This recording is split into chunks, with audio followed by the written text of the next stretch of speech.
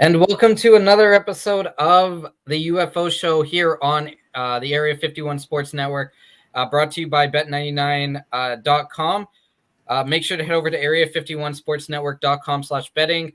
There's a link. Once you click that link, you can get up to $600 back as an added bonus on your initial deposit. So make sure to check it out. This week, I'm joined by Andy once again, but we have a special guest joining us for, I guess, the last time of this NFL season. 650's Bick Nazar. Bick, how are you doing today? I'm doing fantastic, man. Getting all ready for the Super Bowl. It's one of the best weekends of the year. Now, before we jump into the Super Bowl here, just got to ask you: have you ever seen a something so desperate as the Arizona Coyotes holding on, or the NHL making sure that the Arizona Coyotes stay in Arizona? What, you don't like the intimate settings of College Arena for games for a couple of seasons? I mean, the Langley Event Center is pretty cool. They have 6,000 seats. Yeah, But I don't know. There's going to be a lot of drunk college students, I'm guessing, at those Arizona games. I was going to say a good prop bet would be, do the Giants get a higher average attendance than the Coyotes next year? Because honestly, you'd probably say yes. Yeah, that is yeah. We're gonna start comparing major junior ranks to see what the Arizona Coyotes do. It's just shake. I don't know what these people are thinking. So I think the long-term upside could be really good in Arizona. And I will say, one thing I do try to compare the Coyotes to is to the Vancouver Grizzlies. Where we're easy to dismiss the Arizona Coyotes while also ignoring that we would have loved basketball, but we never had a winner. Ever had a winner. And the Coyotes do not have a winner at all. And I don't think it's as bad as Atlanta, where it's clearly was never going to work there in Atlanta. It was a bad idea. They got out of it. It didn't work. Arizona, the upside should still be there if you actually give them a product to get behind. I still think this is a bad way to go about it, but I still want to believe a little bit in the idea, but this is a weird way to go about it. Yeah, I guess this is something that we'll watch over the next couple of years. I know the reports are that a lot of NHL owners are not very happy with this because obviously they're losing money. So we'll see what I guess happens next year. And, if it will be interesting to watch if players are going to ensure that they, don't sign in Arizona because of this situation. So, Bettman has dug his heels in, and I guess we'll see what happens. They, don't eventually. Okay, so it's the Super Bowl this week, in case people haven't heard. We got the LA Rams versus the Cincinnati Bengals. So what we're going to do is we're going to look at some bets for the game. But before we start, we're going to look at some of the novelty bets that you can place down. So every year they have these, we'll call them interesting bets that you can put down. So let's jump right here. We're going to jump into the halftime show here. And the first bet that Bet99 has is Snoop Dogg will or will not smoke on stage. So we got minus 130 for he will not, and then plus 100 for he will.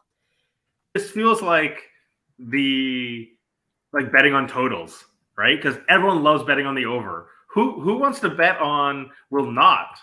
Come on, it's not fun. Just take the plus 100 and say, yeah, hopefully this happens. But realistically, is the NFL going to sanction that? I feel like minus 130 is probably the right play. It's like betting unders on a primetime game on Monday Night Football. You're the loser friend, and the rest of your friends are like, touchdowns. You're like, no, kick field goals.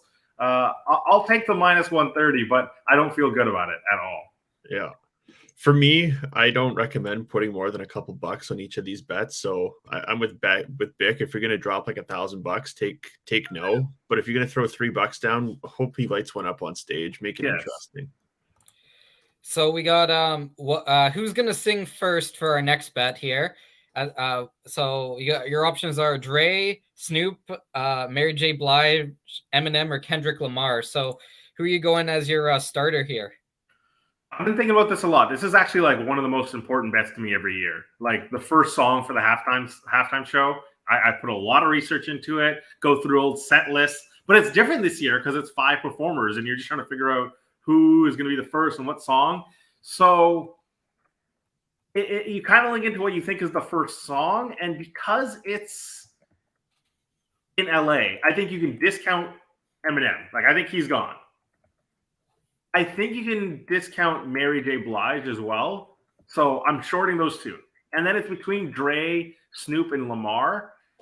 I think it's probably it's whatever you think is the first song and then played too.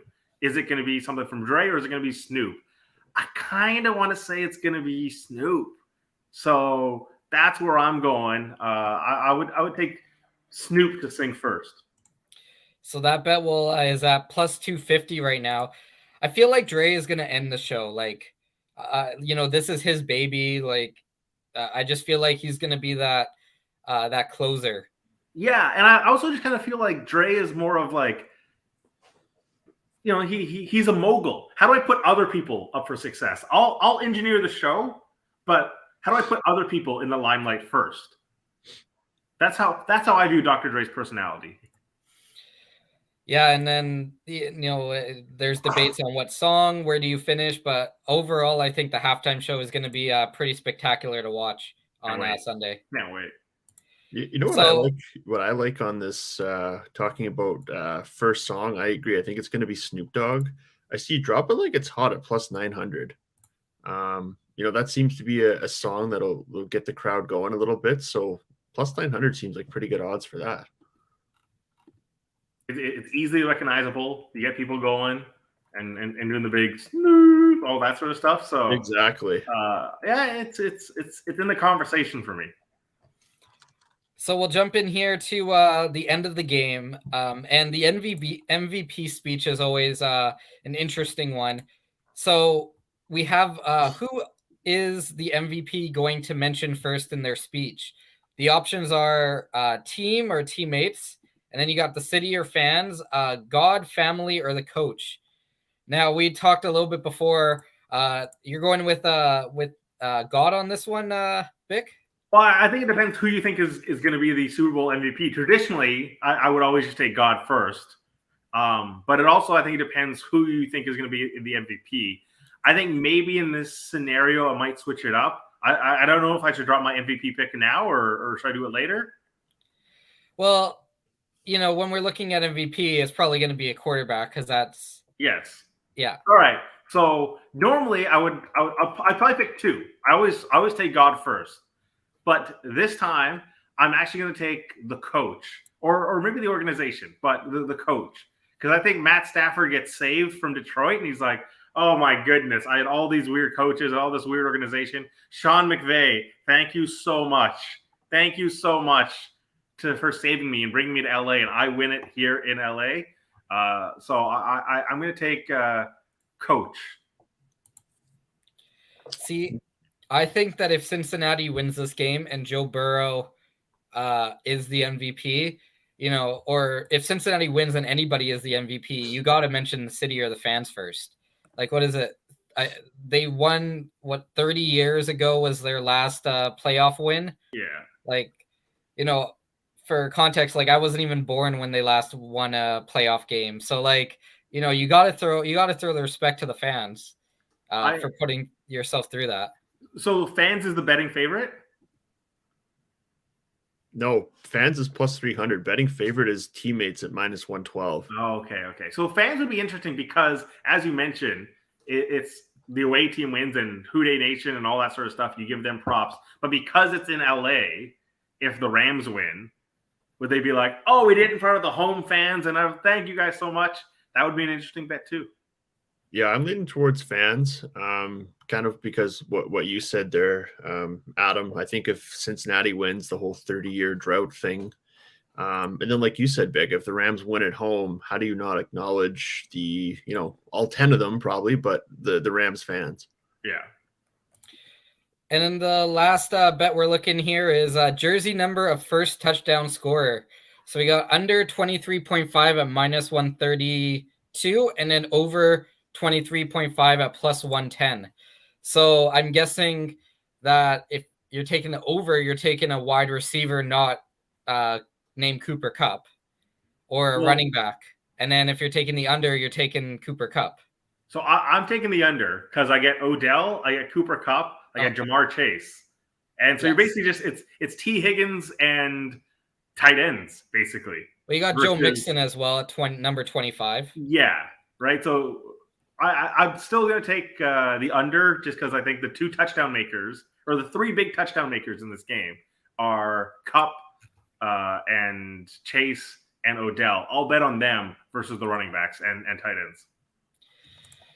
Yeah, so it will be an interesting. That one will be interesting to watch. It's always gonna. It's always like the guy that you never heard of who gets the big game. Like when years ago when Seattle, Malcolm Smith has the game of his life. Yeah. Or how do you bet on? It would be like Drew Sample or something like that getting the first touchdown. Yeah. So we'll watch that. Let's jump in here to a little bit of actual betting on the game. We'll jump in here. Special teams or defensive touchdown scored. So we got yes, no. No's at minus 271. Yes is at 215. Do you see a defensive or special teams scoring this game? It seems so hard to predict special teams or pick sixes or something like that. I'll usually shade towards no. It's not priced great, obviously, but I'll shade towards no. See, I'm going to take yes here. I just think there's enough playmakers especially on the Rams side of the ball, where I think potentially they can force Burrow into a mistake. And if you look at the playoffs for Matthew Stafford, I mean, he should have had a pick last week, 2 weeks ago against the 49ers, right? He always seems to make 1 or 2 throws where you kind of step back and you're like, what on earth was he thinking? So, yes, at plus 215 is pretty good odds to me. We'll jump into a little bit of yards and rushing and receiving. So right now, who do you have as your leading receiver of Super Bowl 56? Leading receiver, is this yardage or receptions? Most receiving yards in Super Bowl 56. So I'm going to go T. Higgins. Yeah, just because I think Jalen Ramsey will get a lot of work against Jamar Chase, and also when he's not, what are they going to do? Just let someone else single up against him? No, they're going to double up when Jalen Ramsey switches off of Jamar Chase. So I think receptions, I would be interested in T. Higgins, short stuff, and also can he create after the catch, get the free yards? So I'm looking at T. Higgins to be, and also again, I try to do everything through the same model of how I think the game is going to go. So if Cincinnati trails, I already said Matt Stafford's going to be my MVP. If Cincinnati's trailing, is there going to be garbage time opportunities for T. Higgins as well to get those yardage and to lead the game? Now, it's actually interesting on a bet, and Bet99 does not share your, viewpoint because they don't even have T. Higgins as an option to lead the Super Bowl. Deep cut. Yes. Big payout. Exactly. And then we'll jump over to the rushing yards. So is this a Cam Akers or Joe Mixon game, or is there a dark horse that might pull off, a 70-yard run that might take the crown? Not sure Sony Michel can pull off a 70-yard run, to be honest. I'll take Cam Akers. Well, Joe Burrow is pretty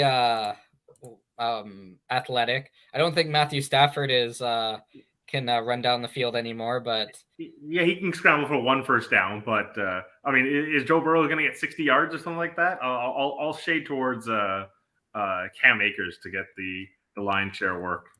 And this is actually an interesting topic because I was listening to Halford and Bruff the other day, and they had a guest on from the Cincinnati Enquirer, and they were talking about how even though Cincinnati has this dynamic passing game, it might be all about the run, because if you do the run, you take out guys like Aaron Donald and Von Miller from the game, essentially. Oh, for sure. I think if Cincinnati's going to win this game, I think as much as Joe Burrow's getting the highlight, Joe Mixon's going to have to play a massive, massive role, and how that offensive line run blocks. They want to be a downhill blocking team, and we see how they pass protect. It's not great. They really struggle at that. So if Cincinnati wins, I think Joe Mixon is going to be a big part of that. And Joe Burrow probably wins the MVP no matter what, but Joe Mixon is going to have a massive game for Cincinnati and that offensive line. Now, as you know, a couple weeks ago, I threw out a field goal take on overtime. So we got to get a field goal question in here. Who's going to score the longest field goal of the game, the LA Rams or the Cincinnati Bengals? Yeah, so which kicker do you have more faith in? I was looking at this already for one of my props, and I have longest field goal for the Bengals. Last I saw was like plus 110, plus 106 or something like that. Plus 106. Yeah. So I got the Bengals for longest field goal. Part of me looks at like McVay and says, hey, I've been here before. We screwed up. I want to be more aggressive. And if they get into fourth and short opportunities in that midfield spot, are they just going to go for it rather than kick field goals, right? It's so tough to get back here. This is their chance to go for it. Why kick 50-yard field goals? Why be conservative? And I feel like we might not see as many long field goals from McVay, even though he's been generally fairly conservative in those types of decision makings. See, I kind of feel the opposite. I kind of feel like Zach Taylor is gonna have to just play conservative in this game. I think he's going to be trying to take as many points as he can. But they rely on McPherson so much to get points. Well, that's what I mean, right? Is that I think they have a lot of faith in McPherson, and I think when they it comes up like 4th and 4 and it's like a 53-yard field goal, I think they're just going to take the points. Whereas I agree with you that the Rams will probably go for it in that type of situation. Yeah. So Bengals plus 106. Let's go. Yeah. As people know, I'm a big advocate of making sure that you have good kickers in the game. I think their role should be expanded, including an overtime kickoff instead of the stupid overtime rules, kind of like the shootout, but just keep moving the ball back until somebody misses. Those kickers are important. How many Super Bowls have we seen won like with last second kicks? Yeah. Just extend it over. At least it's a creative way. I like that more than I like dual possessions. Yeah. So let's jump in here. Largest lead of the game is at 14.5 points. Do you see a team taking more than a 2-touchdown lead? Wow. I will take the yes, only because not because I think it's going to be a blowout or anything like that. Because if you think of like the changeover opportunity, like the dual possession opportunity at halftime. So the Rams could be up 3 points, score with a second to go at the end of the first half, get the ball back, and they get the ball back up 10. So that's an opportunity for them. Hey, maybe they can go score another touchdown and go 17. You just have to get it right once. And that changeover possibility at the turnaround between first and second half, I look at that and I say there's an opportunity for someone. If they double dip on possessions, if they play it correctly, I'll take that. Yeah, it's we've seen the Bengals kind of fall behind and come back. The Rams haven't really had that like 14-point deficit that they've faced in this playoff. So we know that that it is possible. We know that these are two high-powered offenses, and if one of the defenses, probably Cincinnati's, just based off of how they're set up.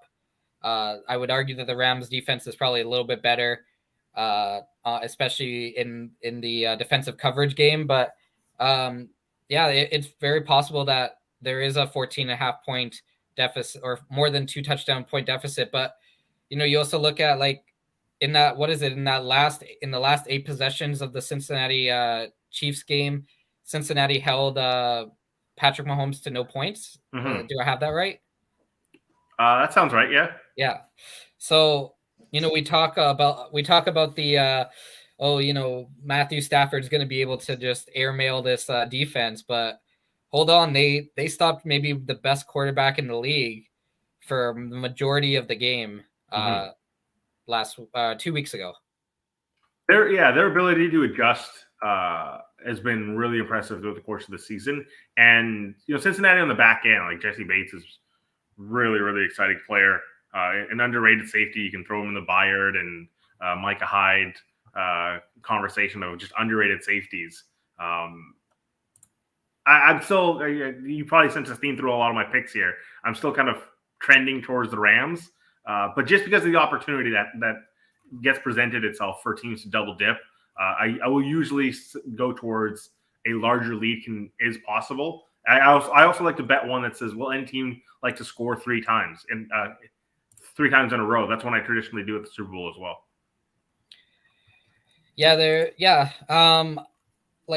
Well, I guess, do you have so you're taking that there will be a team that will score 3 times in a row? I traditionally every year play that one just because it could be field goal, touchdown, and there you go, right? Like it's can happen real fast.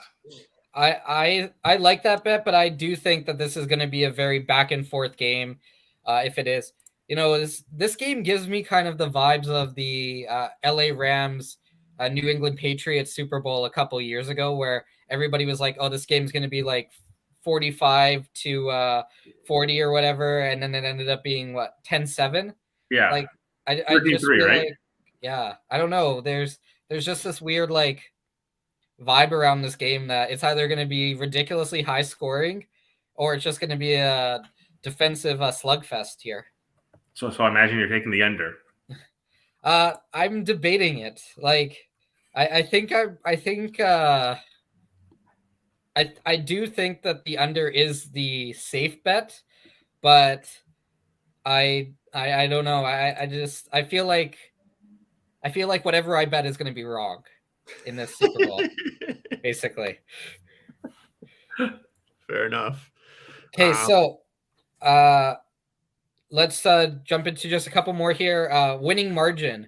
So are you taking the Rams by 1-6, Cincinnati by 1-6, Rams by 7-12, Cincinnati by 7-12, or something else?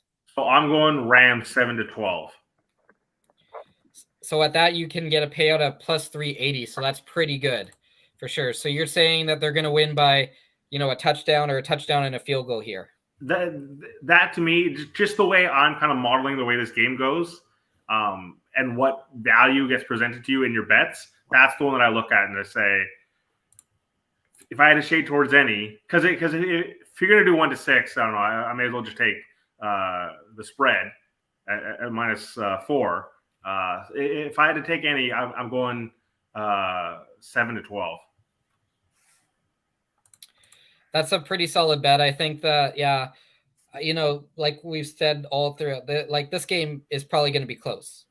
So, saying that LA or Cincinnati is going to win by 18 is probably not a smart bet. But I would say that the alternate lines are fun. Yeah, a touchdown, maybe an 8-point game at the end because there's a 2-point conversion, or that's probably your safest bet for sure. And then you already mentioned this, I think. You're taking Matthew Stafford as the MVP, correct? Yeah. It just happens to go to quarterback. I think there might be more important players. I think Aaron Donald, might have a bigger influence, but we know how this goes. It always just goes to the quarterbacks, and I'm picking the Rams to win. So I'm going to take Matt Stafford. But historically, I think there'll be more important players. James White was better in that game than Tom Brady. Julian Edelman was better in that game than Tom Brady, but it always goes to the quarterback. So I'll take Matt Stafford. Now, if you want a fun outside of the box bet, if you bet that Eric Weddle is going to be the MVP, it's at plus 24,900 right now. That beard, it's tough to stop. It's like Leicester City odds. That's right. Exactly. You know what? For this MVP, I actually like Aaron Donald here. I've been wrong the entire playoffs. Every week I say the Bengals offensive line is going to get Burrow killed, and he's still standing. But I really do think that Donald and the rest of those pass rushers are going to have a huge impact in this game. And I know what you're saying about quarterbacks, but if Donald has like 4 sacks and a forced fumble, I don't know how you can't pick him as MVP. Like I think back to, I think it was about 8 years ago now, it was Panthers Broncos Super Bowl. Von Miller dominated that game the first half. Cam Newton, I think, was hit 9 times maybe total that game. I think Miller had 3 sacks and he got the MVP. So plus 1,400, that's where I'd be looking for my bet. I feel like Von Miller could maybe be one too. Just hey, all he's got to do is like force fumbles. If you force a fumble and recover, like that's gonna be a big deal. And he's gonna be up single coverage all night long. So if he forces a fumble because everyone's paying attention to Aaron Donald, that could be a big swing. Von Miller's plus 3,900. So we'll get, I guess the big one, you've already kind of said it. You're taking the LA Rams. They're at minus 190 right now. Cincinnati's at plus 165. I've been on the Cincinnati bandwagon for the whole year. Joe Burrow was my fantasy quarterback during the year. So I honestly think that the LA Rams are going to choke in front of the home crowd. I know it's probably a little bit of, I don't want the LA Rams to win as a Seahawks fan, but there's just something about the Cincinnati team. It's like Joe Burrow gets sacked 9 times, but they still win. So, that it's kind of that situation where you're like, this is kind of like a team of destiny. So you're taking the plus 4 and you're taking the Bengals on the money line? Yeah, I'll take both here. So yeah, I've kind of already teased mine. I'm going Rams minus 4, and obviously Rams to win outright. The other one I kind of like as well is the first half money line for the Rams as well. I know sometimes on the spreads it's usually like half, but I've seen it at minus 3 a lot of places, so I'm shading towards the money line there. Rams to win the first half as well is another one I'm looking at. For me, I'm taking the Rams on the money line, but I actually like the Bengals to keep this close. So I'll take Bengals plus 4 and the Rams money line. Yeah, so I think the game gets going at 3:30, if I'm not mistaken. So if make sure to time your national anthems once the game starts. That's also a prop bet that you can lay down in most places. The halftime show will probably be around 5:30. So make sure to pay attention to that. And then, of course, we'll go one last novelty bet here, Bick, before we let you go. The Gatorade. What color they've changed it to liquid because I don't know if, with sponsorships and everything. What color is coming down on the winning coach? Blue. So blue is right now at second with plus 325. Orange is at plus 135. Maybe that's a little bit of a sign that Cincinnati has a little bit of an edge here if they're picking the orange color. I never picked yellow. Can't trust anyone that drinks yellow Gatorade. Oh my god! I was going to say you can't trust anybody who drinks blue. I think yellow is going to win because Rams are going to win, so they'll take the lime, green, yellow. You get 3 options there for the price of 1. I've just learned I can't trust Andy, so there you go. You should have known that before. Yeah, no, can't trust Andy anymore. That's right. Well, Bick, thanks for joining us on this Super Thursday of talk. I know that tonight is the NFL awards as well, so make sure to go check that out later tonight. See the big debate: who's going to be MVP? Is it going to be Tom Brady in his last season or Aaron Rodgers? So before we go, do you want to shout out where people can or what times people can listen to you and some of the stuff you got coming up this week? Yeah, for sure. The People Show, myself and Randy Janda and Jamie Dodd.